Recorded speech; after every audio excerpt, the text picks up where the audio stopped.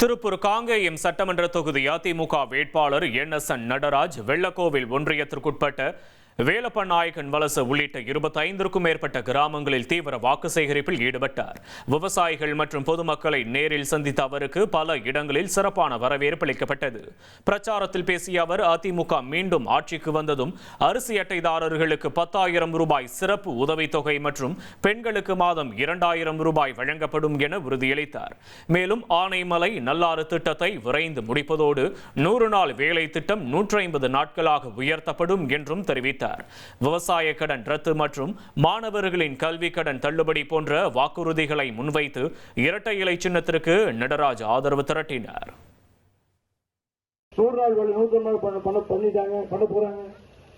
5 பேர்களுக்கு ஸ்கூட்டி கொடுக்க போறாங்க. அத்தனை திட்டத்துக்கு மேலாக அத்தனை திட்டங்கள் செய்கின்ற போது நம்முடைய மத்திய அரசு மோடி அவர்கள் நமக்கு துணையாக இருக்கின்ற காரணத்தால் இதை செய்ய முடியும். நம்முடைய வெற்றி சின்னம் இரட்டை வாய்ப்பு கொடுத்து எடப்பாடி முதலமைச்சர் ஏழைகளுக்காக உருவான கட்சி நம்முடைய கட்சி என்று சொல்லி தந்தி டிவியை உங்கள் கேபிள் டிவி ஆபரேட்டரிடம் இலவசமாக கேட்டு பெறுங்கள்.